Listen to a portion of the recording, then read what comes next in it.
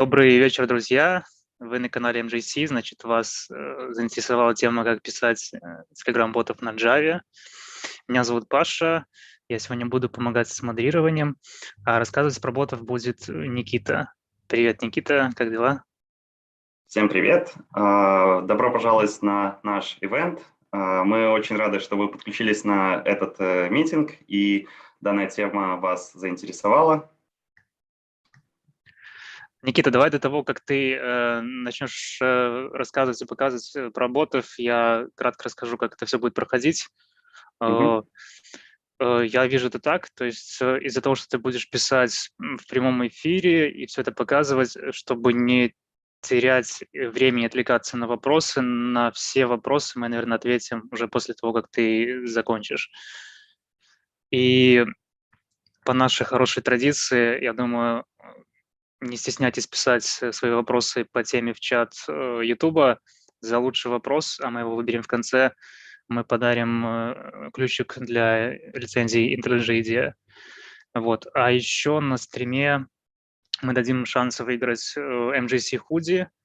Это довольно просто сделать. Как вы знаете, у нас есть Инстаграм-канал, Инстаграм-аккаунт. Вот. Чтобы выиграть худи, просто подпишитесь на него, запостите сторис, как вы смотрите этот стрим, обязательно отметьте в сторис, собственно, наш MJC Инстаграм-аккаунт. И вот из всех, кто отметит это, мы разыграем одного победителя, выберем и подарим ему худи. Мы, наверное, еще дополнительно скинем все это в YouTube-чат.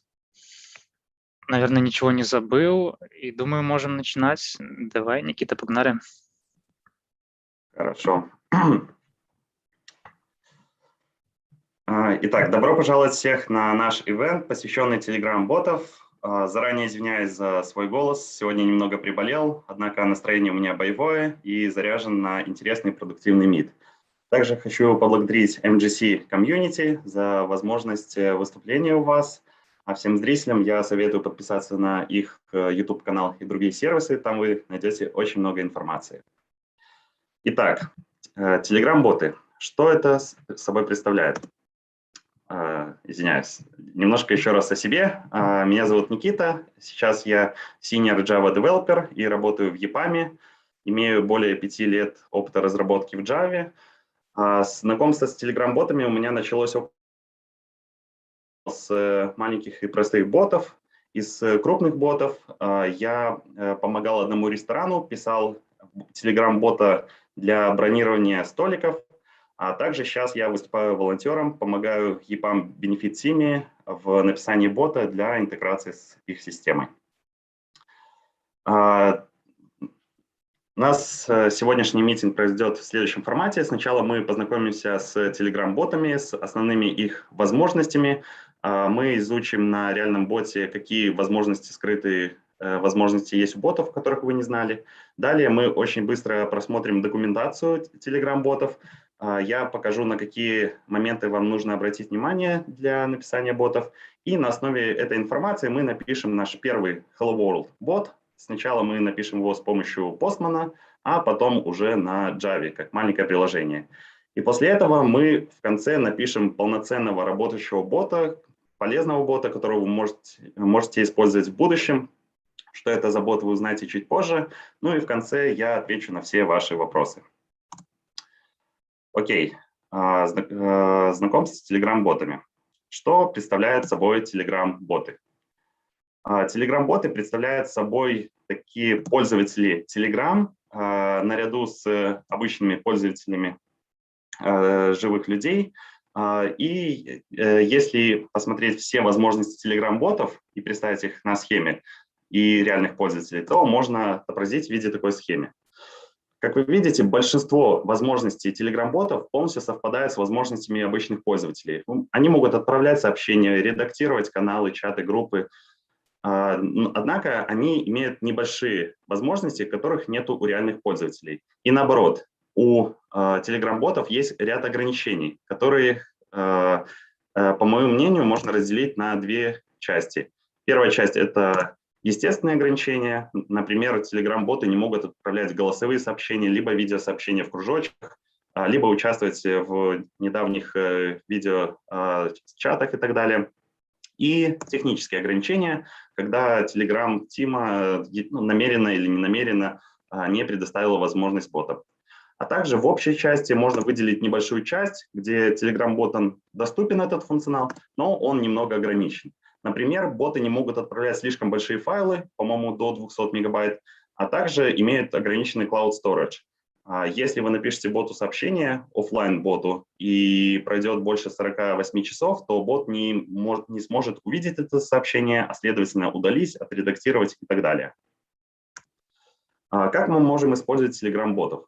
Мы можем с помощью ботов создавать онлайн-магазины, создавать различные интеграции с различными другими сервисами, писать социальные сервисы, создавать агрегаторы новостных сайтов, использовать ботов в качестве системы уведомлений, выполнять администрирование групп либо каналов. Будучи администраторами чата, Telegram-бот может, как и обычный пользователь, удалять пользователей, инвайтить их, менять им permission и так далее.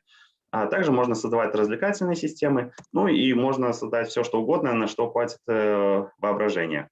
В конце концов, вы можете просто создать бота без всякого бэкэнда и просто отправлять ему файлы, использовать что-то типа папки чата «Избранные» и просто туда складывать файлы. Ну, если вы сейчас пользуетесь какими-либо ботами, пожалуйста, пишите в комментариях. Это будет очень круто, если вы поделитесь реально полезными ботами, которые вы используете в рабочее или не в рабочее время. Итак, давайте взглянем на возможности Telegram-ботов. Я создал вот такого бота. Вы можете также сейчас на своих мобильных устройствах либо на компьютерах найти этого бота и работать вместе со мной. Его юзернейм – это MGC Demo Bot. Перейдя на бота, мы в первую очередь видим кнопку «Старт». Этого бота я уже запускал, поэтому у меня перезапустить. Бота мы всегда можем опознать по вместо статуса значку «бот», а также у них юзернейм всегда оканчивается на «бот». Давайте откроем и посмотрим основные возможности Telegram-ботов. В первую очередь, что бросается в глаза, это команды. Команды — это такого формата сообщения, там, где есть слэш и английские буквы. Каждому боту мы можем прописывать свой список команд. В недавних обновлениях Telegram команды очень хорошо обновили для мобильных устройств. Это очень удобное выступающее меню. А для разработчиков предоставили возможность кастомизировать команды и делать личный список команд для разных типов чатов, пользователей, групп и так далее. Если поговорим о возможностях Telegram-ботов, которых нету у обычных пользователей, то в первую очередь это inline-мод. Inline-мод — это когда мы открываем абсолютно любой чат, даже не связанный с ботом, и через собачка пишем имя этого бота. Например, есть стикер-бот. Указав собачка стикер, мы можем отправить ему какой-нибудь эмоджи, и он нам выдает список стикеров. Список может быть также представлен в виде ссылок, например, Wiki Java. Он отобразит нам список каких-то статей из Википедии, выбрав которые мы можем получить ссылку. И в данном MGC-боте он ищет через YouTube API список всех видео на канале MGC. Например, введя слово map, мы получим список всех видео на канале MGC, связанных так или иначе с мэпами, и получить ссылку на видео с данным роликом. Также, как я говорил, Telegram-боты могут отправлять сообщения, редактировать их с различными стилями, отправлять стикеры, фото, видео и любые другие файлы. Следующие возможности бота — это callback или inline-баттоны.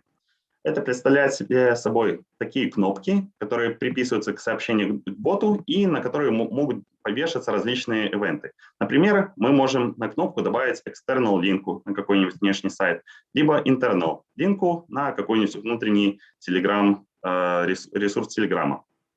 Также кнопка может затриггерить вход в inline-мод, когда сразу же у нас появится здесь собачка, юзернейм и какое-то наше кастомное слово. А также мы можем выводить алерты.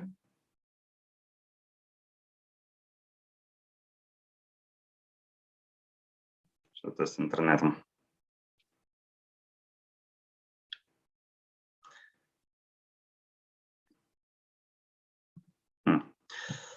Небольшие технические трудности.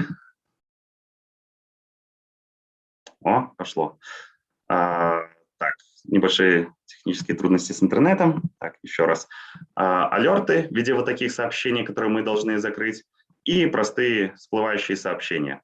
Также мы можем на кнопку повесить какой-нибудь payload, какую-то информацию, и дальше делать с ней все, что захотим. Например, мы можем редактировать текст, отправлять новые сообщения и так далее. Если говорить о вариантах использования этих кнопок, то можно использовать их как меню, либо, например, как пагинация к сообщениям. То есть у нас есть какая-то страница, и мы можем пагинировать, прыгать с страницы на страницу и открывать там нужную нам информацию. Следующий вариант использования и новая возможность ботов – это Reply Markup баттоны. Это такие кнопки, которые появляются под нашим input полем. По нажатию на эти кнопки есть текстовые поля, там, где просто мы автоматически отправляем какой-то текст. Есть очень полезная кнопка «Контакт», которая позволяет нам поделиться своим номером телефона боту. Также Location работает только на мобильных устройствах. Мы можем боту отправить свою геопозицию, либо начать опрос. Данные кнопки, они кастомизируются, они могут быть на полэкрана, могут быть маленькие. И если могут быть one-time, то есть по нажатию кнопки они скрываются. В вариантах использования их можно использовать как вместо команд использовать вот эти кнопки и использовать их как навигацию по нашему боту.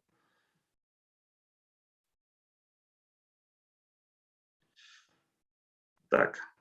И, как говорится, the last but not least, это payments.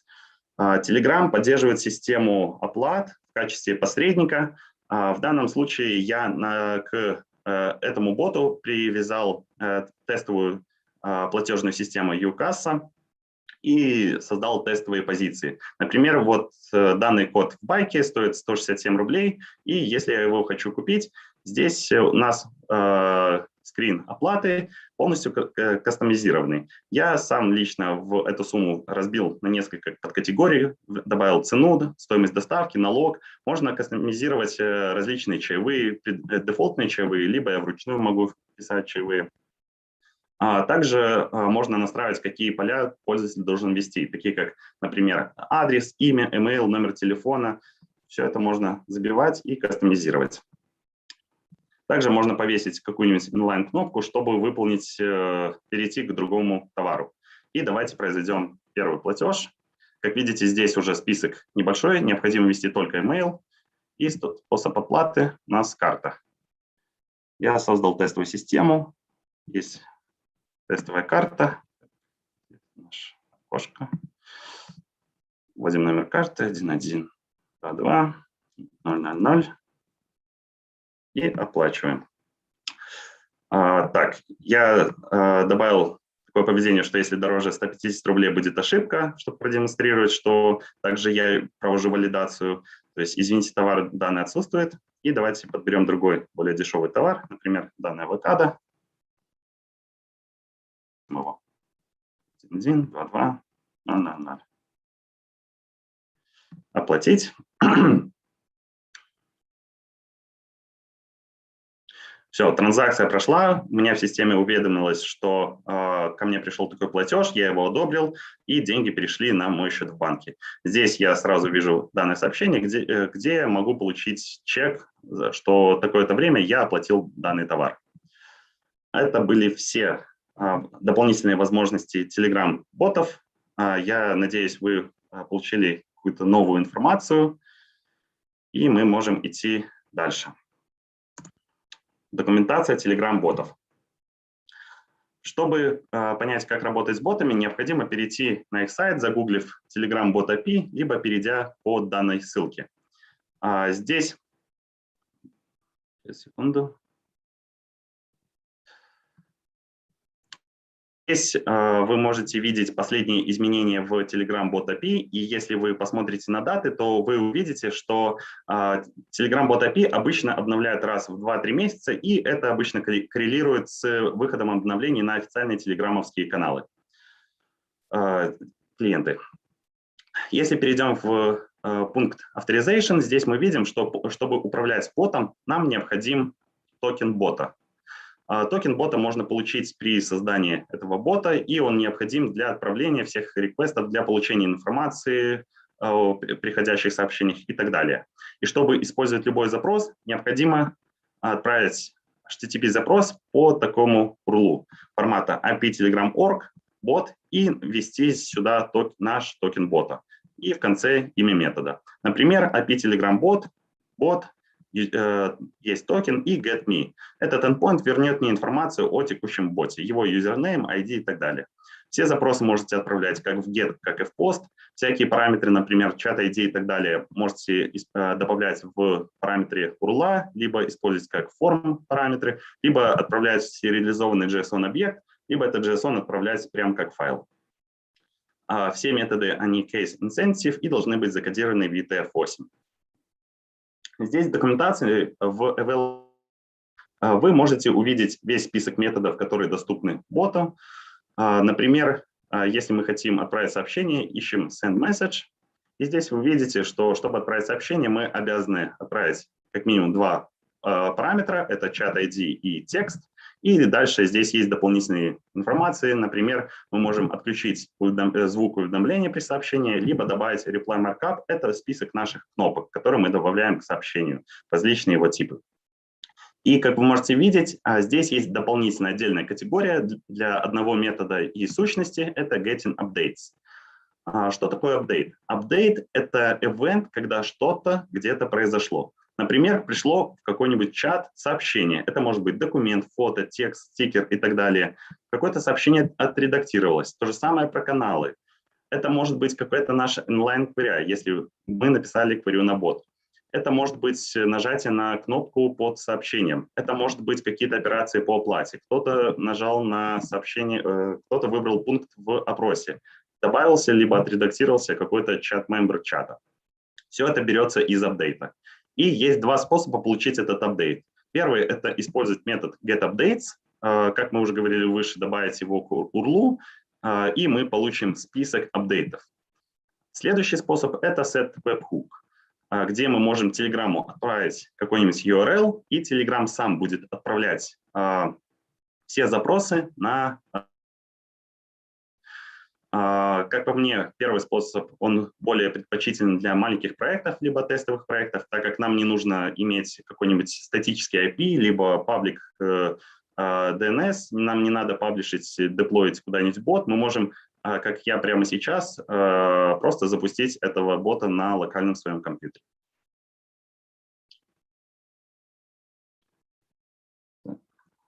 Окей. Я думаю, мы можем двигаться дальше, и давайте напишем нашего первого бота. Для начала давайте создадим нового бота. Чтобы создать бота, нам необходимо прийти к боту BotFuzzer. Это такой телеграммовский бот, который отвечает за всех телеграм-ботов. Здесь мы можем создавать ботов, редактировать какую-то информацию по ботам, добавлять какие-то настройки к ботам. Ну и также здесь есть настройка различных телеграм-игр. Давайте создадим бота. Сначала надо ввести имя. Оно может быть не уникальное. Давайте назовем его MGC Test Bot. И дальше нам надо ввести юзернейм. Юзернейм должен быть полностью уникален. То есть если я введу какой-нибудь тест-бот, то явно он уже кем-то используется. Давайте назовем MGC Test Bot. Отлично, мы создали нового бота. Здесь мы видим его токен. Пожалуйста, во время демо не используйте данный токен, чтобы не испортить наш митинг. Сейчас, секунду. Так, хорошо. Теперь мы можем взять этот токен и пойдем в Postman. Добавим этот токен в наш первый запрос. И мы получили в результате объект типа user, где мы видим ID бота, что это бот, его first name, его username. И давайте вызовем метод getUpdates. Как видим, апдейтов нету, потому что боту еще никто не писал. И если мы перейдем к этому боту, запустим его, появилась кнопка «Старт», и мы в теории должны получить этот апдейт. Да, к нам пришел апдейт, мы видим, от кого он пришел, от пользователя, мы видим, в каком чате он пришел, мы видим дату, текст «Старт» и видим entity, сущность, что в тексте есть bot command. Давайте напишем сейчас hello world. Что говоря о пагинации, в Telegram API нужно к getUpdates прописать offset и указать следующий update ID. То есть нам пришел данный update ID, заканчивающийся на 63, мы должны прописать 64, чтобы получить следующие апдейты. Тут вижу, уже многие воспользовались ботом. Так, вижу свое сообщение Hello World. И теперь давайте я отвечу сам себе. Найду чат ID, вот он чат ID, и отправлю сообщение send message.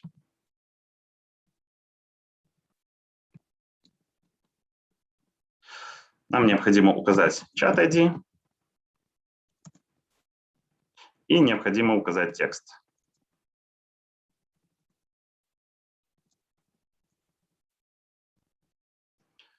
Отправляем сообщение. Все, мы отправили сообщение с ID 5. Проверяем Telegram. Бот нам ответил Hello World from Postman. И далее мы можем абсолютно все другие методы в точно таком же формате отправлять. То есть мы можем добавлять какие-то дополнительные properties, например, reply message, чтобы бот ответил на наше сообщение выше и так далее. Теперь давайте напишем абсолютно такого же бота, сделаем Hello World, но на языке программирования Java.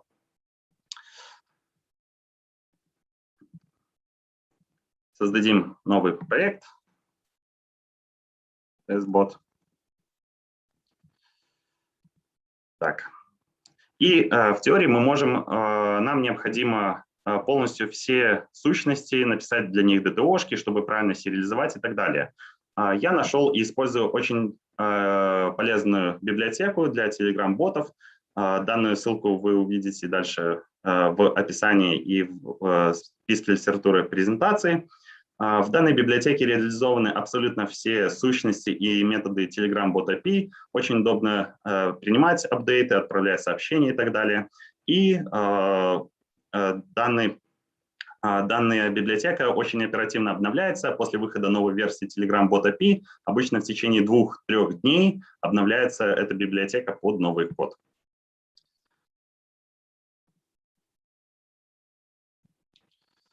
Для реализации Telegram-бота мне нужно заэкстендиться от default AppSender. И необходимо предоставить ему мой токен.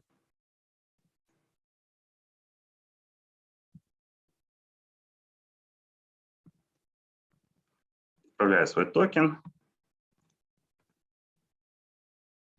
И давайте просто напишем public static void main.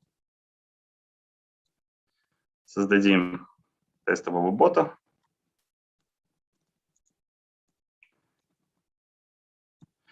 В этих бот-опшенах хранится просто информация, там, URL, на который отправляется, какие-то информация по времени, по лимиту, тайм-ауту и так далее. Так, и мы можем отправить наш запрос. Нам необходимо отправить запрос send message. Тут все реализовано через билдеры. И необходимо отправить два параметра. Первый – это чат ID. Вспомню, какой чат. Чат. И текст. Hello World from Java. Так, оно выбрасывает catched exception. Я использую Lombok, чтобы просто не писать throw exception. И давайте запустим данное приложение.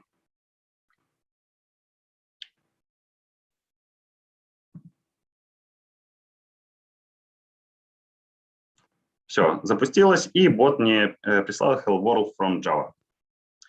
Далее мы можем в том же порядке писать различные приложения, но данная библиотека поддерживает еще long pooling стратегию, когда мы получаем как listener различные апдейты. Для этого надо реализовать Telegram long pooling bot. Для этого нам необходимо указать еще ему username.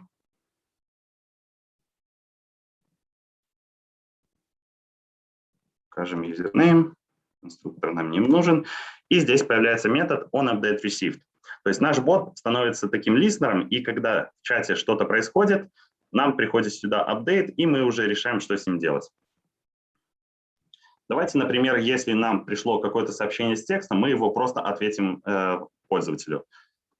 If update has message, берем message. И если в этом сообщении есть текст, мы вызовем метод execute.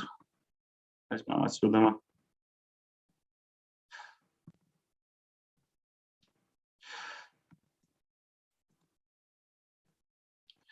И в чат мы отправим из того чата, куда нам пришло сообщение.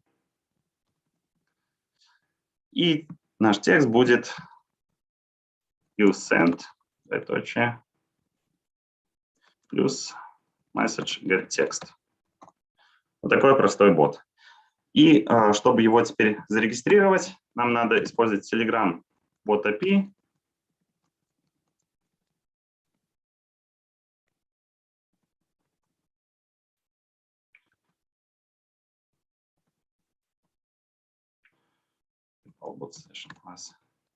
И зарегистрировать его.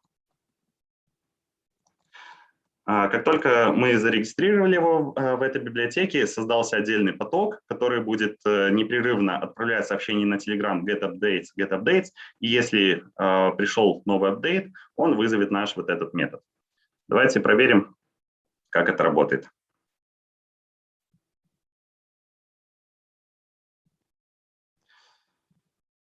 Напишем hello bot.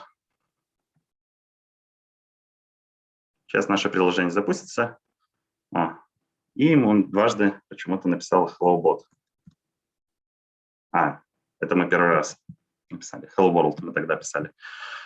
Ну вот и все. Теперь наш бот умеет полностью реагировать на сообщение. Если мы отправим какой-то другой, он никак не отреагирует, потому что наш бот реагирует только на сообщения, и если только в них содержится только текст. Итак, мы смогли написать Hello World на Postman и на Java. Как вы видите, это достаточно просто и достаточно уметь просто отправлять HTTP-запросы. Итак, а теперь давайте напишем полностью работающего полезного бота.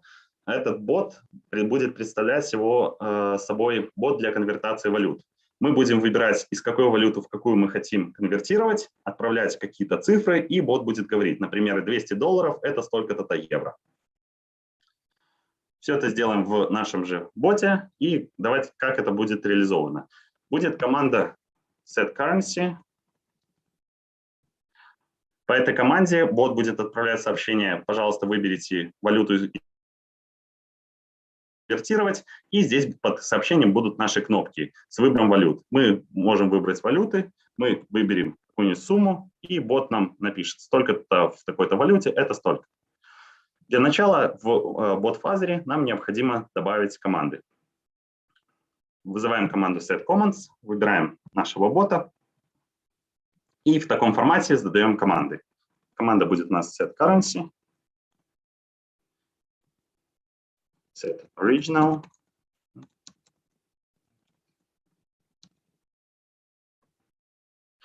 Все, теперь, когда мы перейдем к боту,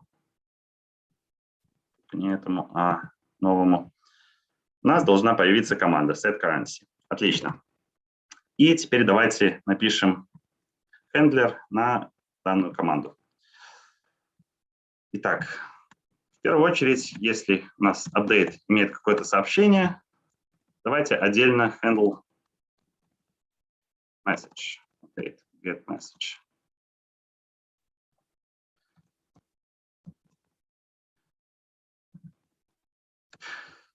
И попробуем захендлить команду. В каких случаях у нас есть команда? Когда в месседже есть текст и в месседже есть entity. Так как когда мы отправляем команду, у нас есть как минимум одна сущность command. Если эти два условия верны, мы ищем нашу команду. Это entities. И ищем bot command.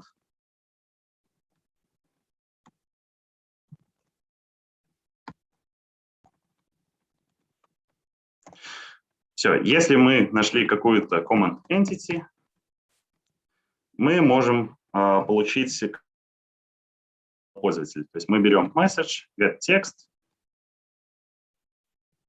и обрезаем, потому что пользователь мог ввести set currency и какие-то цифры. Это тоже считается командой. Так, мы обрезаем command entity get offset, command entity get length.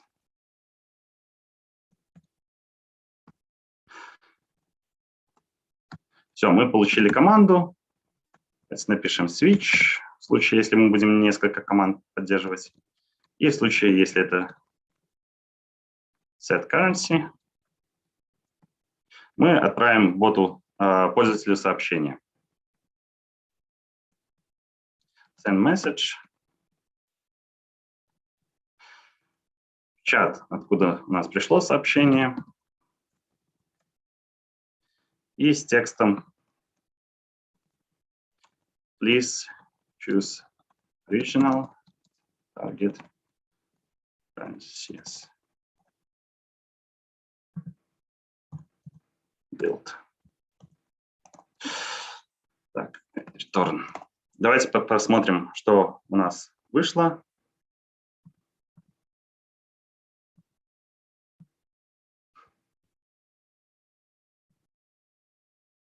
Мы отправляем команду set currency, и нам бот пишет please choose original and target currencies. Теперь нам нужно добавить сюда кнопки для выбора валюты. В нашем случае кнопки это reply markup, inline, keyboard markup.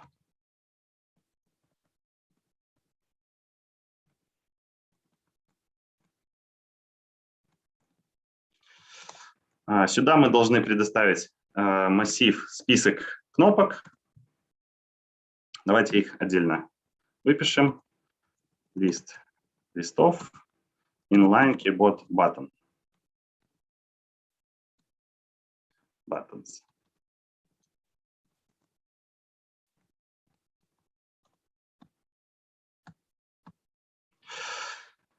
Я написал такой enum. Мы будем поддерживать 4 валюты. Это доллары, евро, российские рубли и белорусские рубли.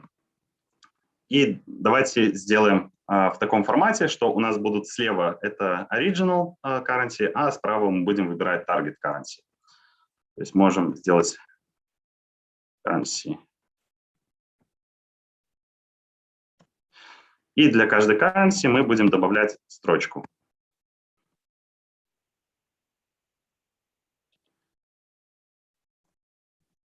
Из 2 кнопок.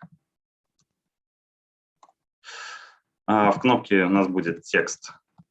Это имя валюты.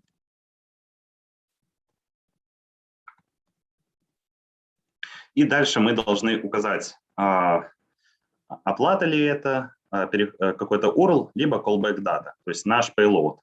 Обычно лучше всего зашивать сюда какой-нибудь JSON объект, который явно укажет, что это за команда, потому что нам по нажатию кнопки будет приходить только вот этот callback data.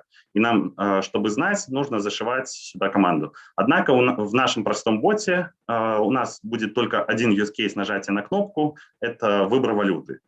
И давайте напишем это в таком формате. У нас будет слово, допустим, original, двоеточие, имя валюты.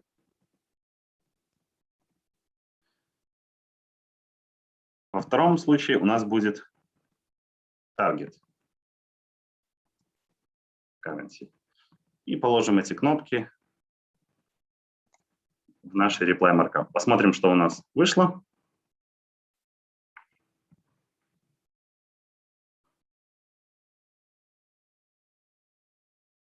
Отлично. Сейчас мы видим Please choose original target currencies. Здесь есть список валют, но по нажатию ничего не будет происходить, потому что, во-первых, мы еще не обработали хендлер, а во-вторых, давайте визуализируем так, чтобы было видно, какая валюта сейчас у нас установлена. Я написал заранее сервис, currency mod сервис, он просто запоминает и выдает, какая сейчас currency для конкретного чата. Добавим сюда currency mod сервис.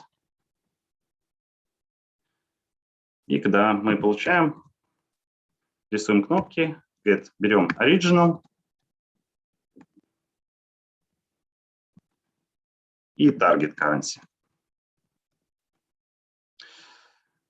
И давайте обозначим в имени кнопки. То есть будет у нас имя валюты и какой-нибудь символ. Например, какая-нибудь галочка. Вот такая. И давайте отдельно здесь напишем метод get currency button. Будем передавать saved currency и current.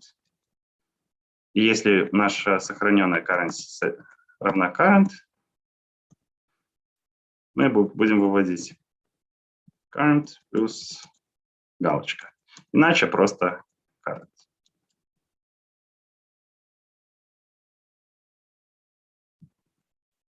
Get currency button.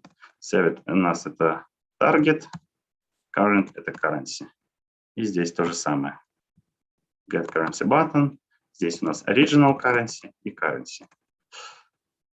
Быстро посмотрим, что у нас вышло. И вызовем команду set currency.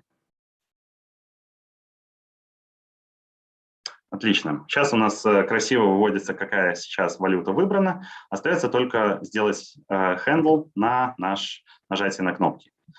Нажатие на кнопки – это у нас callback. И если у нас в апдейте есть callback, мы делаем handle callback.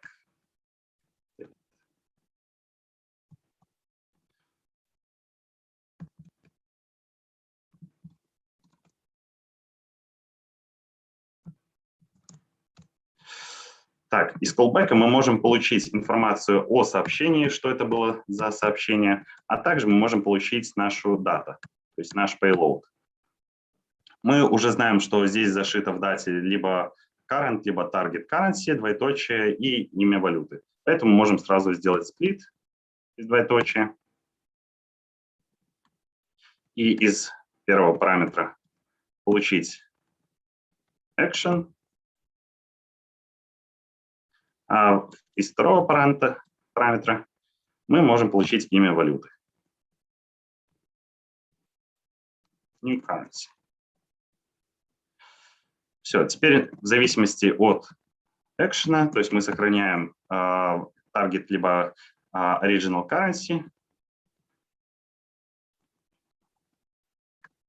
В первом случае мы в currency mod service сохраняем original currency. New currency. И в другом случае у нас target. Currency mod service, set target currency, message get chat ID, new currency. Все, валюту мы сохранили, однако нам желательно перерисовать нашу UI, чтобы вот эта галочка перескочила вниз. Для этого можно использовать метод update edit message, но есть дополнительный метод, это когда мы меняем исключительно кнопки edit reply markup. И сюда мы немножко схитрим, полностью скопируем вот эту часть. То есть мы берем все те же кнопки и редактируем в чате message get chat, редактируем message, наш message и добавляем inline reply markup, inline keyboard markup и добавляем наши кнопки. Давайте посмотрим, что у нас вышло.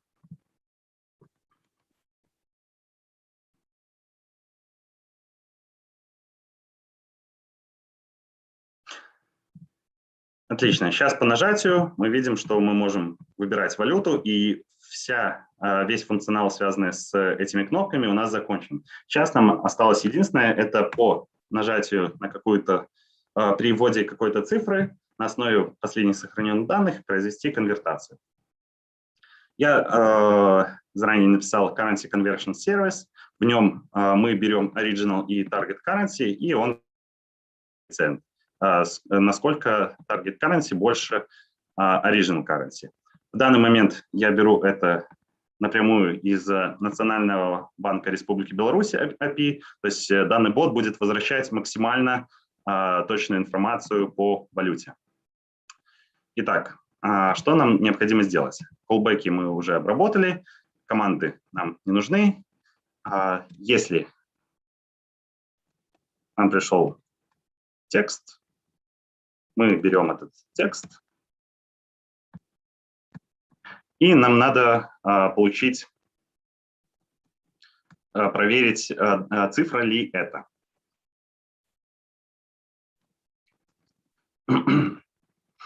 Напишу такой метод parseDouble, текст, который возвращает optional.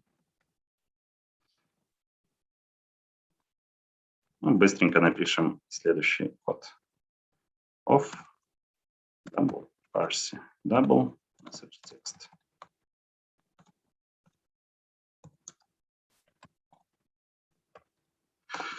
Отлично. Мы получили наше value, и если пользователь написал действительно какое-нибудь число, мы должны вывести сообщение. Execute, send message. Отправляем в наш чат.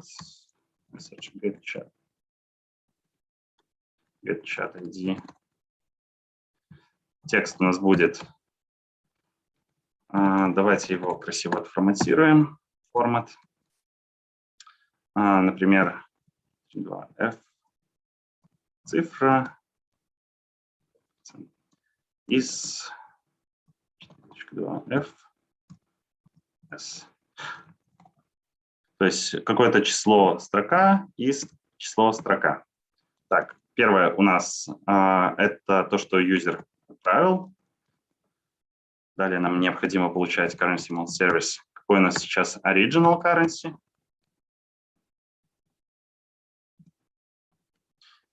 И надо получить Target Currency. Так, сюда пишем Original Currency. Далее необходимо добавить сервис по конвертации.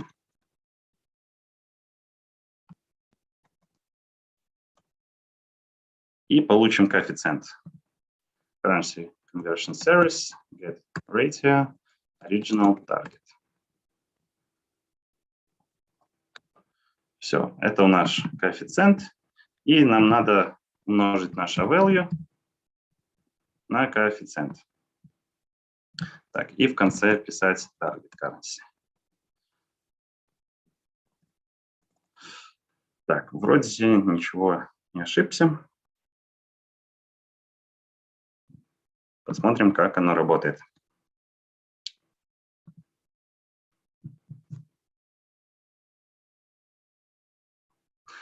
Так, давайте попробуем перевести белорусские рубли в евро. Сколько у нас 100 белорусских рублей? 100 белорусских рублей – это 33,62 евро. И сколько у нас, если перевести 10 евро?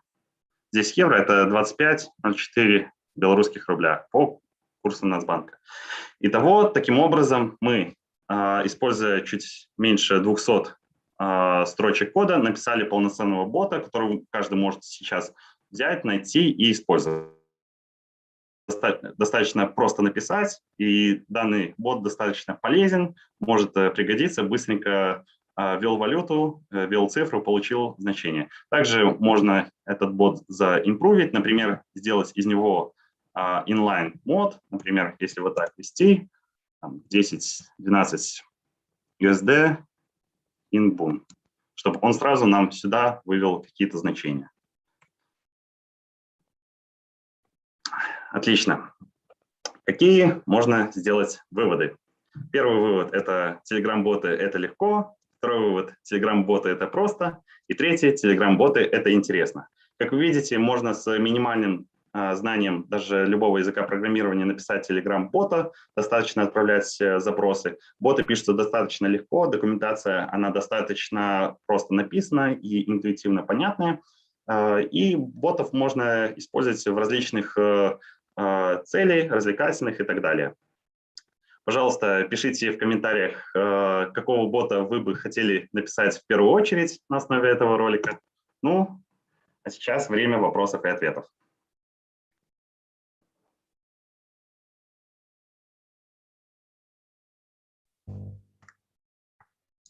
Спасибо большое, Никита. Я очень вдохновился, захотел сам сейчас сесть и бота написать. Я не знаю, у тебя открыта вкладка со стримом, ты видишь вопросы? Не вижу. Если можешь, продублируй, пожалуйста. Ну, если хочешь, я буду озвучивать, я сейчас прям на них смотрю. Но вопросов довольно много накидали, причем такие очень интересные, прям очень толковые. Давай пойдем по порядку. Так, первый вопрос. А почему голос не могут отправлять? Ну, это естественные причины. Могут отправлять аудиосообщения. То есть это два отдельных формата. То есть отправлять voice info. Бот может получить информацию, что кто-то отправил голосовое сообщение. Не уверен, может ли он пересылать, но как аудиосообщение может просто отправлять аудиофайл, который уже боту доступен. Так, кто-то просит, можно, например, бота с SQL-базой? Ну, это уже реализация. В данном случае, когда я сохранял currency mode service, я хардкодно сохранял в мапу, то есть у вас может быть любая реализация, интеграция, то есть Telegram-бот выступает здесь больше как представление UI. То есть вы отправляете информацию и уже сами решаете, как хендлить и где что хранить.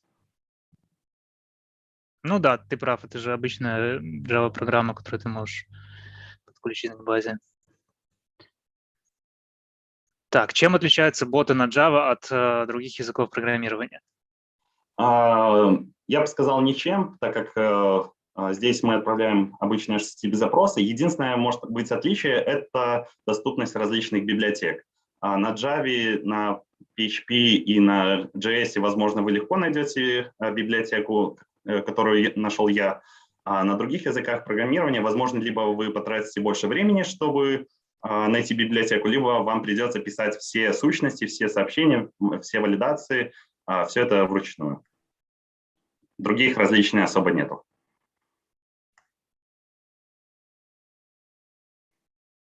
Ну, скажу со своего опыта, я писал не на Java, а на Node. Я думаю, что, в принципе, это одно и то же.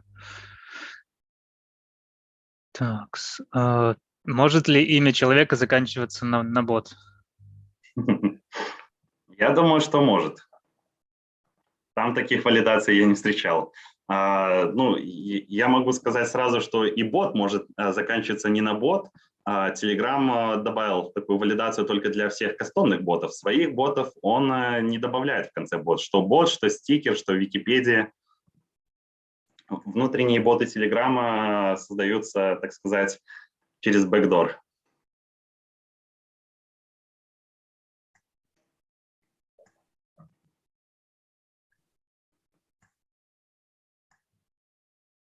Какие еще есть вопросы? Так, как происходит интеграция с реальными платежными системами? Так, сейчас я покажу. Это все происходит через бот-фазер. Конечно, можно написать интеграцию, как в любых сайтах, в любых веб-приложениях, когда мы просто переходим по ссылке. То есть бот может не через Telegram отправить просто ссылку, вы по ней переходите, и там уже делаете процесс. Если делать, как я, через внутреннюю систему, надо прийти в бот Fuzzer.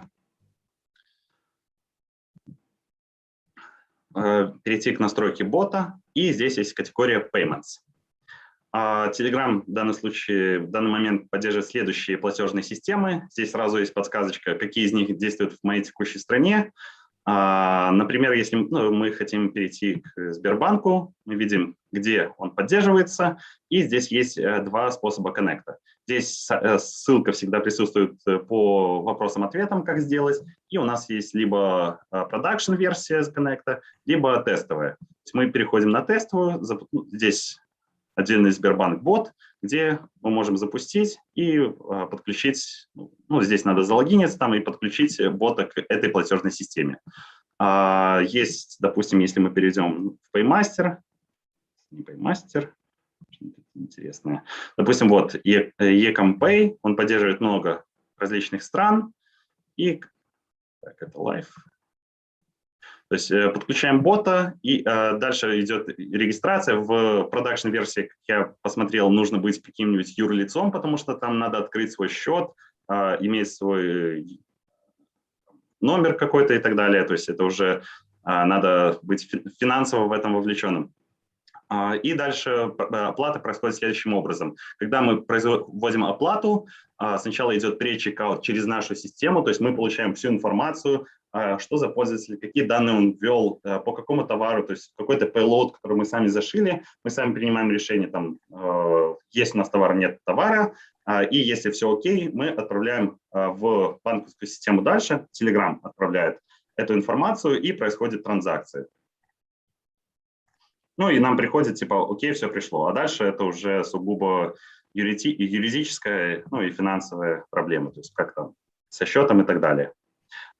Все вопросы по оплатам, если перейдем в Telegram Bot API, здесь есть отдельная категория Payments, и в Introduction to Payment полностью описаны все, что вам нужно знать для системы оплат в Telegram. Здесь полная инструкция степ-бай-степ и так далее.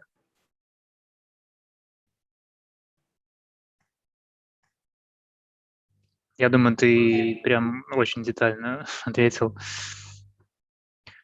Смотри, такой еще вопрос. Как заработать на своем Telegram-боте?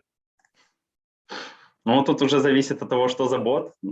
Я в этом не финансист, так сказать, но если это просто магазин, ты зарабатываешь тем, что что-то продаешь, а если у тебя какой-то интересный бот, который уже выбился в аудиторию, конечно, и можно и рекламой, там, когда бот в чаты, там, в каналы, группы периодически подкидывает какую-то рекламу, либо какие-то микротранзакции, там, где там донаты и так далее. Все зависит от того, что за бота ты реализовал.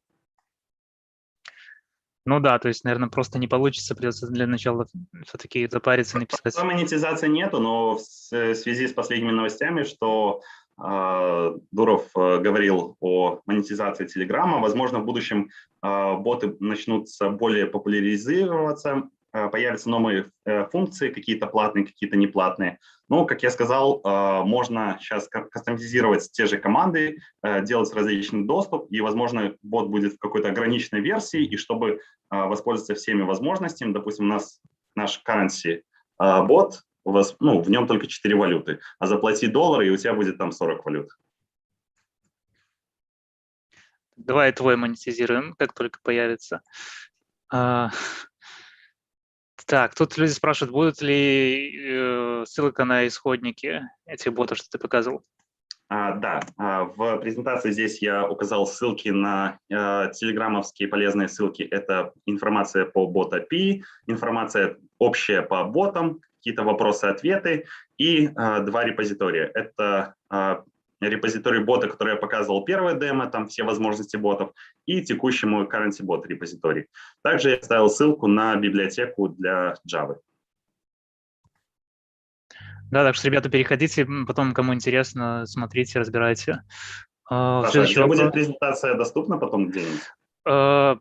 Будет на Community Z доступна, но, в принципе, если что, можно просто, я думаю... Я думаю, мы продублируем эти ссылки в описании к видео чуть позже. Да.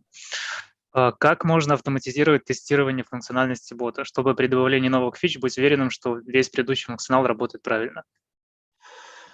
Так, по поводу автоматизации тестирования, если говорить о изменении в бот API, почти все изменения всегда они обратно совместимы, то есть если меняется что-то на стороне Телеграма. И единственное, вот здесь уже был один варнинг, что в будущих версиях один тип, по-моему, user ID, изменится с int на long. Но этот warning, он уже висит полгода, то есть, как видим, Telegram, если что-то добавляет не обратно совместимое, предупреждает как минимум за полгода. А по поводу тестирования и автоматизации, если говорить о ручном тестировании, то, конечно, можно создать несколько ботов и изменять только бот-токен. То есть есть какой-то production токен и продакшн токен и какой-то наш тестовый токен. То есть все это приложение будет просто работать в соседнем боте. По поводу автоматизации здесь, наверное, посложнее. Наверное, напрямую можно только если сделать какой-нибудь еще user bot API. То есть, есть отдельный Telegram bot API, то есть для API для ботов, а есть еще API для реальных пользователей. Возможно, через него как-то. Среди тех ограничений, что я говорил, у Telegram аккаунтов, Telegram-бот никогда не может отправить сообщение Telegram-боту. В этом проблема. Если бы этого ограничения не было, возможно, можно было намного легче тестировать. Прям такую автоматизацию, как интеграционные тесты, я пока что не знаю, как лучше всего сделать. Я тоже, наверное, не знаю. Я когда писал ботов, я таких и не делал интеграционных, но, в принципе, как минимум можно юнит-тесты написать на свою логику. Да, юнит-тестами можно все и покрыть. замокать вот эту Telegram-часть. То есть нам по факту приходит всегда какой-то апдейт, а все остальные действия, хендлы, это все можно по разным классам, по разным методам все разбросать как можно мельче. То есть у нас здесь вот это handle message, он также может разбиться на отдельный там command handler, потом каждая команда отдельно разбиваться, все это можно. А вот полноценно end-to-end запустить бота и ему тесты фейковых апдейтов, в теории можно, если запустить приложение и не Телеграму апдейты прислать, а взять свой набор фейковых апдейтов, присылать их сюда и как-нибудь что-нибудь проверять. Где-то что-то замокать и автоматизировать. А в продолжение вопроса тестирования, там вопрос следующего человека, занимались ли вы автоматизированными тестами для Telegram-ботов? Я так понял, что... Если бы занимался, то знал бы правильный ответ. Да, что ни ты, ни я это не делали. Поэтому нет. Писали ли конечные автоматы для описания переходов между элементами меню бота? Если да, то что использовали для этого? Какие-то библиотеки, фреймворки? Библиотеки фреймворк не использую, больше как паттерн, то есть здесь можно это разбить какие-то для начала вот апдейт как какой-нибудь chain of responsibility, когда он происходит через несколько классов, забитых в нужном порядке, то есть определить, какой класс должен его обрабатывать, потому что у нас в апдейте всегда какой-то один ивент, и он должен словиться. Дальше уже, то есть для каждого, так сказать, стейджа, если он обрабатывается, то тоже можно там паттерн command завязать и так далее. Какие-то flow, здесь больше какой-нибудь свой личный experience, то есть как это все сделать, потому что все сугубо сильно зависит от того, что представляет собой бот. Потому что у нас может быть бот вообще без кнопок, какая-то простая система, может быть бот, который никогда ничего сам не отправляет, ему никто не отправляет, он сам там постоянно людям информацию докидывает. То есть здесь надо понять, какие задачи решает бот, как с ним будет взаимодействовать пользователь, и уже на основе этого решать архитектуру ботов.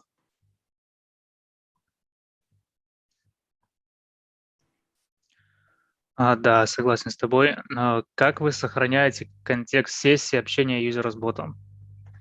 Только если ты сам... По факту самой сессии не существует. То есть никакого контекста нету, то есть единственное, что мы можем сами запомнить, какие-то предыдущие сообщения. Как я говорил, то есть все общение с ботом – это нам пришел апдейт. То есть нам пришло апдейт, нам пришло сообщение, и мы сами должны, если нам это необходимо, сохранять. То есть мы по сообщению мы можем узнать, кто это за юзер. Мы можем узнать, из какого чата пришло сообщение. Какой-то сами контекст поднять, и все. То есть по факту у нас доступно, кто отправил, из какого чата отправил и что отправил. И на основе этого уже сами можем что-то делать. Но, как я сказал, у ботов ограниченный cloud storage. Если, допустим, я сейчас этого бота подожду там условно 2 дня и нажму на какую-нибудь кнопку, то мне в боте не придет, то есть придет, что пришел callback, но без сообщения. Либо если я сейчас отправлю сообщение, бот будет выключен, я его включу, тоже прошло 48 часов, боту ничего не придет. Такие ограничения у ботов. А вот как раз про ограничение вопрос, а с точки зрения производительности, например, что он может принимать или писать одно сообщение в секунду или что-то вроде этого? Да, у ботов есть ограничения, по-моему, я в презентации по этой ссылке указал. Здесь есть лимиты по файлам. Вот, тут достаточная хитрая система лимитов по массовой отправке сообщений. Мы не можем отправлять в один чат более одного сообщения в секунду. Также какие-то балк-сообщения тоже недоступны. Если мы отправляем больше 30 сообщений в несколько чатов в секунду, больше 30 в секунду, мы тоже можем получить 429-ю. Либо, если это группа, больше 20 сообщений в минуту в одну группу. Единственное, что я заметил, Telegram, эти лимиты, они плюс-минус варьируют. То есть я когда отправлял и больше там, 50 сообщений в секунду, иногда отправлял там по 20 сообщений в секунду в один чат. То есть он, скорее всего, как-то зависит от какого-то лоуда самого Телеграма, то есть что-то там может заскейлилось. То есть это не говорит, что гарантированно, если мы отправим 2 сообщения с разницей в там, 0,9 секунды, то нам придет error. Но о 429 статусе нам надо знать и писать какие-нибудь либо queue, которые не напрямую отправлять сообщение execute send message, а отправлять их в какую-то queue и уже там с нужным рейтом отправлять на Telegram, либо делать какие-то ретраи уже. Так, следующий вопрос, собственно, про те же ограничения с интеграциями. Так, такой вопрос, а как писать пользователю в личку? Я предполагаю, что задача из бота написать в личку. Первое ограничение, еще одно ограничение Телеграма, бот никогда не может написать пользователю, пока пользователь его сам так или иначе не затриггерит. То есть если мы говорим о личном чате, даже вот если я знаю чей-нибудь айдишник, бот не сможет ему отправить. Он получит forbidden или там, типа not allowed, какой-то 400-й статус. Если мы говорим о группе, бота добавили какую-то группу, где несколько человек. Также бот никак не сможет получить информацию о пользователе, пока пользователь не напишет с момента добавления группы первое сообщение. То есть Telegram с точки зрения security, и чтобы там ни спамили, ни рекламили, как, допустим, в Viber, то есть позаботился, и если вы с ботом не имели дела, он вам никогда не напишет. То есть пользователь должен сам как-то его стартануть, затриггерить. Да, это прекрасно. А что у этой библиотеки с многопоточностью при вызове getUpdate? Там, по-моему, во-первых, там есть интерфейс, и мы можем его переписать. Насколько я помню, это все вызывается в одном потоке, то есть мы зарегистрировали нашего бота, создался один поток, и этот один поток каждый там по дефолту, по-моему, там полсекунды дергает getUpdates. Здесь можно покопаться, где-то есть дефолтные настройки, я как-то их изучал, но уже не помню конкретно цифры. То есть по факту дергается getUpdates, и если мы говорим о каком-то, там, не знаю, бусте, многопоточности, то лучше уже на этом моменте, то есть создавать какие-то свои потоки, скейлить и параллельно обрабатывать апдейты. нам сюда будут... Есть еще можно реализовать, переписать get on updates received. Нам придет список апдейтов, то есть когда сразу пачка, когда пришла. Он дергает get updates, пришел не один апдейт, а пачка. Ну и по факту здесь просто вызывается for each наш get update. Ну, тут если хотим как-то запустить, то есть сразу get updates в какой-то отдельный поток в экзекьютор отправить.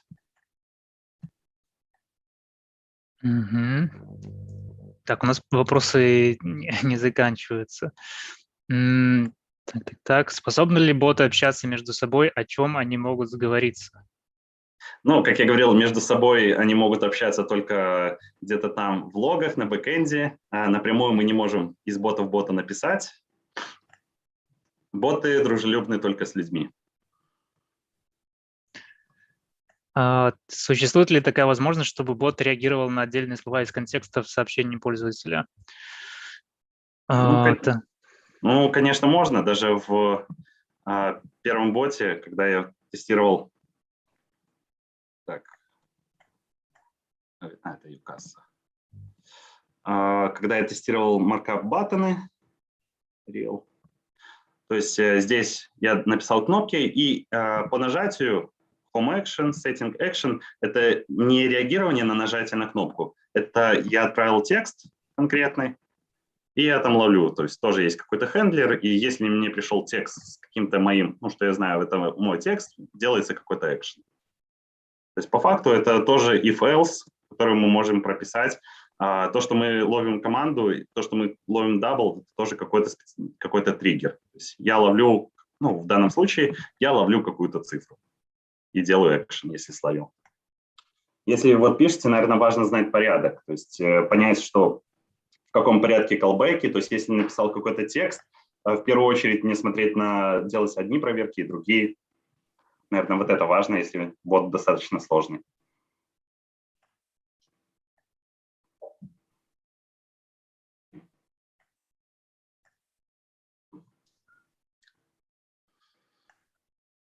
Так, у меня тут небольшие проблемы с интернетом. Не уверен, что меня хорошо слышно. Нет, тебя слышно. А существует ли какой-нибудь способ получения статистики бота с помощью API или другим способом? Нет, сейчас нет такой... Сейчас вспомню. Нет, прямой статистики нет, только если вы сами будете это хендлить. То есть сами собираясь. В любом случае, если бот добавился в какую-то группу, если бота открыл пользователь, то есть когда бот впервые открывает пользователя, он в любом случае вызывает команду start. То есть вы это можете на action start понять, что еще один пользователь сохранился. Напрямую Telegram не хранит. Я не думаю, что он будет хранить, так как для ботов у них отдельный укороченный cloud storage. Может ли бот получить доступ к камере смартфона? Ну, и тут это бот камеры смартфона. Я не уверен. Единственное, если проверить бот API, скорее всего, никак не может. То есть бот — это же мне приходит просто в сообщение, то есть в канал что-то пришло. То есть это если вы сами не откроете, не отправите сообщение. То есть что значит бот? Бот висит на сервере. Это такой же вопрос, может ли, я не знаю, там какой-нибудь веб-сайт, ну нет, это другая уже тема. Короче, однозначно нет. Только если вы сами как-нибудь попросите, пожалуйста, сфоткайте, пришлите фото-видео. Ну, это в любом случае это будет не бот, а приложение. Да. Так, как пользователя подписать на рассылку? Ну, я думаю, мы уже ответили, что... Реклама. Так, как настраивается доступ к боту? Какие возможности есть на стороне Java клиента для валидации пользователя? Валидация пользователя. По факту мы просто читаем документацию, то есть когда нам пришло сообщение, мы можем получить информацию о юзере, кто это прислал. То есть мы можем получить ID. ID никогда не меняется. То есть, чтобы изменился ID, то есть надо создать новый аккаунт через новый мобильный телефон. Ну и по факту мы можем какую-нибудь, не знаю, если говорить о валидации, если бот какой-то там private, нужна авторизация, то есть он на любой апдейт, как я говорил, будет какой-нибудь chain of responsibility, и на любой апдейт, если там в нем user ID не зарегистрирован, он просто там пишет, пожалуйста, введите какой-нибудь там пароль. То есть и пока ты не напишешь ему пароль, все, ввел пароль, мы у себя там в базе сохранили, такой-то юзер уже авторизирован, и дальше уже проходит. То есть вся валидация – это работа с апдейтами. То есть к нам кто-то что-то написал, то есть к нам либо в чат. Как настраивается… Нет, это я только что читал. Як горизонтально масштабироваться? Как горизонтально масштабироваться? Ну, по факту мы упираемся в лимиты в Телеграма, то есть, как я говорил до этого, мы не можем слишком много сообщений отправлять. А вот горизонтально это реально scale апдейтов, то есть нам пришел апдейт, и мы не последовательно каждый апдейт можем обрабатывать, а вот, допустим, отправлять на какой-то еще наш внутренний endpoint, там, он через Gateway будет тоже распределять на какой-то микросервис, если будет такое приложение. То есть нам приходят апдейты, и мы уже рассылаем, и там уже скейлим. Либо, как я говорил, мы можем сделать set webhook, то есть открыть свой какой-то endpoint, и Telegram будет нам отправлять апдейты на этот endpoint. А там уже можем заскейлить, чтобы несколько инстансов ловили, ну, Gateway разбрасывал между несколькими инстансами этот апдейт. Load balancer. А может ли Telegram-бот передавать управление человеку, оператору, как, например, в случае с чат-ботами онлайн-магазинов банков? Немножко не понял вопроса. Если передавать управление, это чтобы человек как-то отвечал, это только, ну, если, например, вы сами не реализовали. То есть у меня есть какой-то вот этот данный бот, пользователь что-то вел, и он требует, чтобы, то есть, ему начал отвечать реальный человек. И тут либо бот, ну, какие могут варианты я могу предложить, либо бот отправит там юзернейм, пишите в эту группу этому пользователю, либо создать условно для таких кейсов второго бота и реализовать такой паттерн. Вот как я в самом начале митинга делал. Я пишу какое-то сообщение, и бот будет просто, ну, первый бот пересылать во второй бот сообщение. То есть, ну, в теории это можно сделать, но только уже, если ты сам реализуешь. То есть у нас имеется только вот простые механизмы, мы знаем, что где-то что-то изменилось, и мы можем отправить куда-то сообщение. Как это все взаимодействия будут происходить, это все зависит уже от нашей архитектуры, нашей реализации. Ну, да, так и есть. А может ли бот создать бота? Нет, бота можно создать только вот бот-фазер, а, как я сказал, боты не могут писать ботом. Да. Так, как-то можно привязать юзера из Telegram к его аккаунту в магазине, например, чтобы события в его аккаунте в магазине отсылать пользователю через бота? Ну, в теории можно, но, как я говорил, пользователь обязан, то есть если у нас есть сайт, он там, пользователь там добавил в корзину, что-то написал, и потом бот будет ему отправлять. Как я говорил, пользователь мы должны на сайте как-то редиректнуть, добавить ссылку на бота, чтобы пользователь хотя бы запустил бота. Потому что до момента, пока пользователь не напишет, не стартанет бота, бот никак не сможет заспамить, отправить сообщение. То есть, ну, по факту все интеграции, это тоже все зависит от нашей реализации. В теории можно сделать как? То есть у пользователя какое-то кодовое слово, то есть он приходит к этому боту и обязан там ввести там юзернейм, пароль, то есть, ну, тоже авторизироваться как-то. Ну, либо там… Я могу от себя добавить, что именно так я и делал для магазина. Все, как ты говоришь, это точно можно, это действительно был пароль, и ссылка на бота была в кабинете пользователя. Угу. Так, зачем писать на Java, если на Python код в 2 раза короче? Такой холиварный вопрос. Ну, потому что я Java-разработчик. Ответ прост. А так, Telegram-боты, то есть название нашего мета Telegram-боты на Java, но тут на Java это условность, то есть можно на любом другом языке писать, и тут, как я говорил, вообще не важно, какой язык программирования. Да, согласен. То есть, друзья, это не важно, чем писать. Если у вас есть какая-то крутая идея для бота, и вы знаете Python, пишите на Python, какая разница. Можно узнать логин пользователя, который отправил месседж, его номер телефона.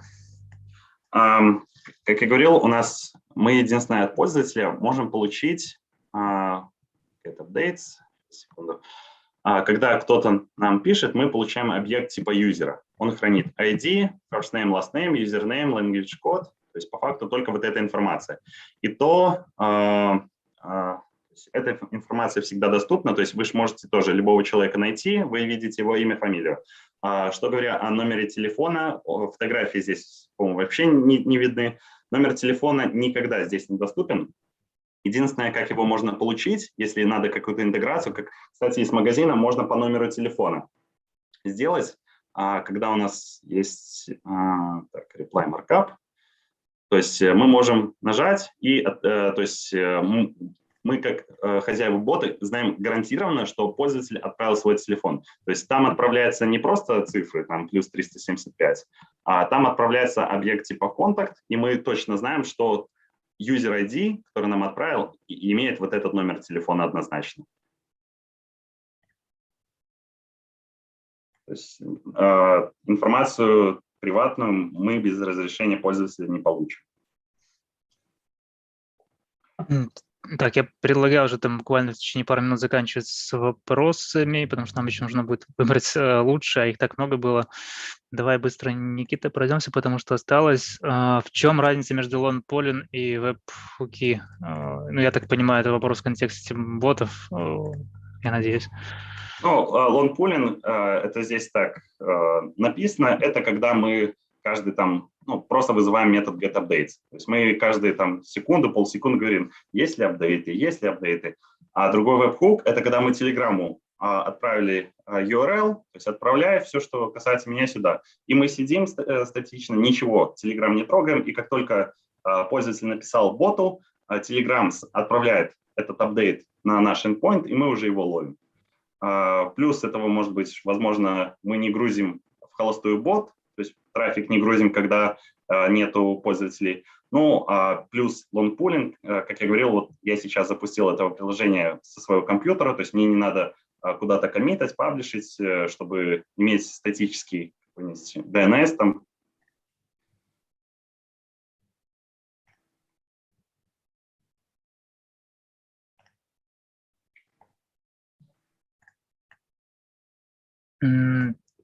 Так, что у меня тут совсем с интернетом? Проблем, меня слышно? Да, слышно.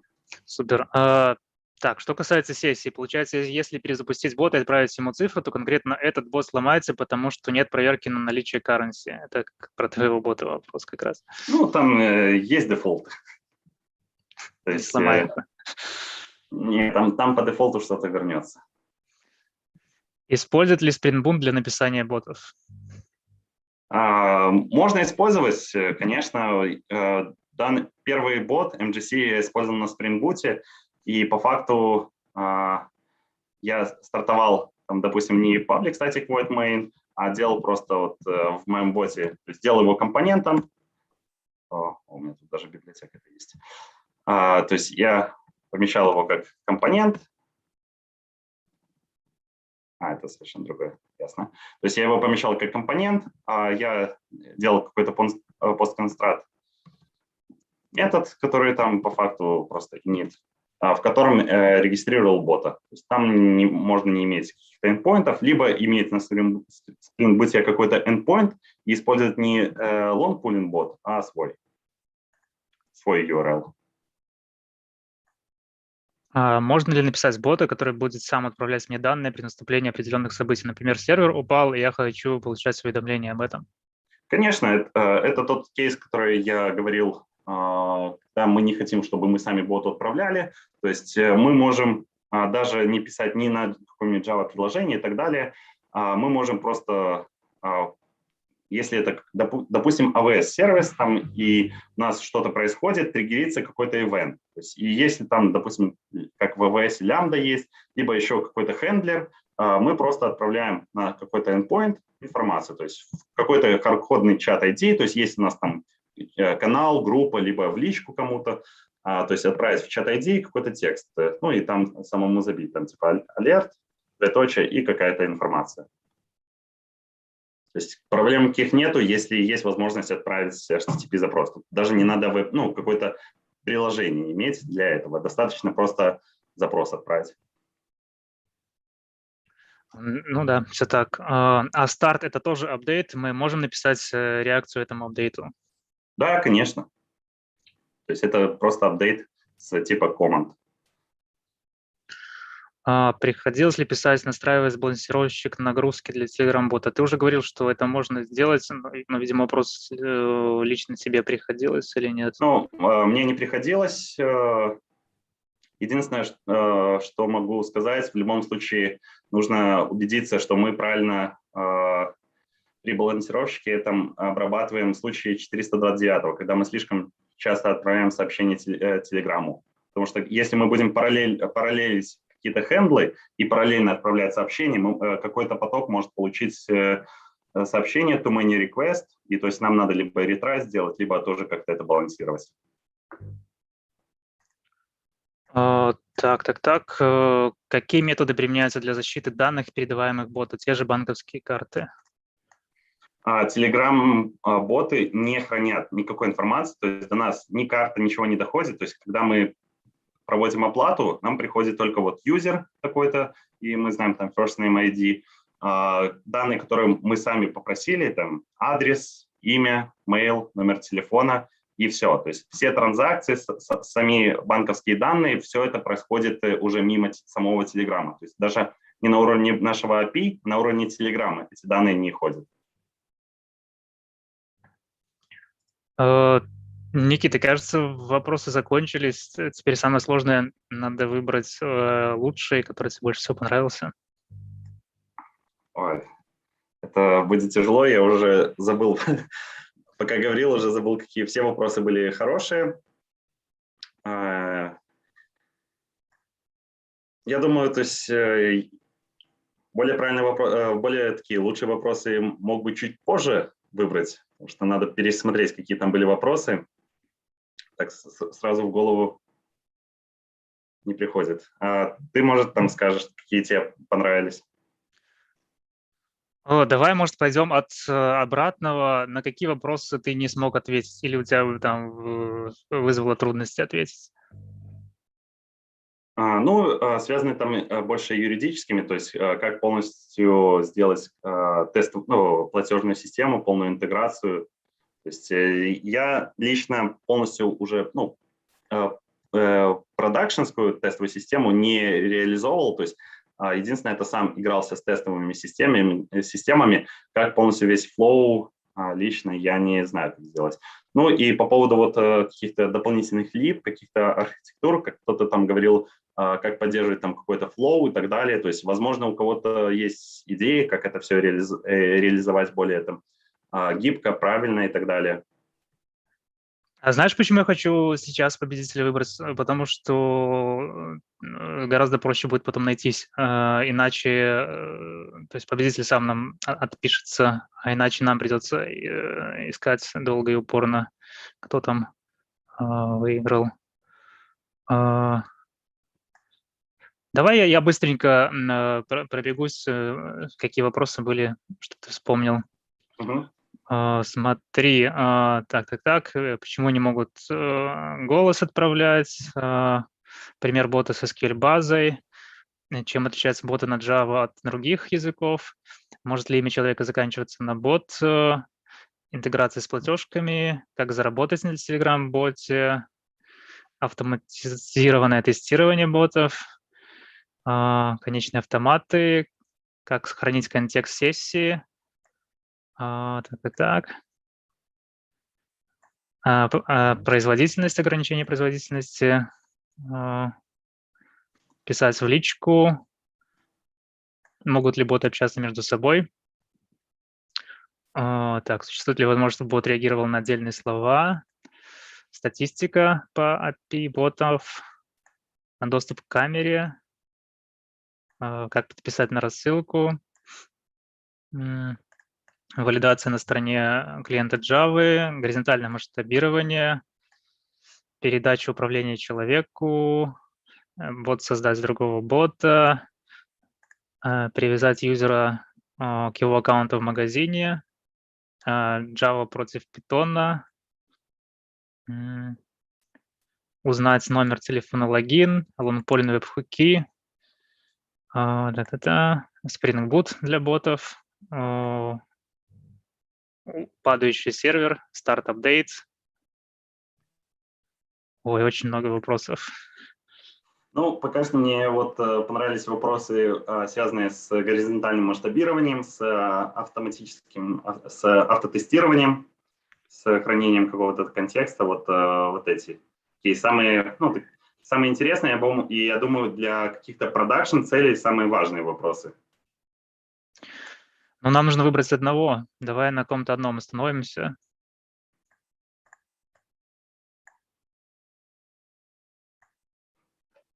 Ну, я думаю, хороший вопрос был, надо выбрать из автоматизированного тестирования. И, может, ты предложишь сказать. Смотри, у нас один победитель, это как раз лучший вопрос, это и ключик для идеи. Мне тоже про автоматизированное тестирование понравилось. Проблема в том, что тут два человека задавали вопрос про автоматизированное тестирование. Я думаю, будет честно, если победитель будет тот, кто первый задал, хоть там, возможно, разница была в секунду, я не знаю, я не следил. Поэтому Владимир Кончук, как можно автоматизировать тестирование функциональности бота, чтобы быть уверен при добавлении новых фич, все работает правильно.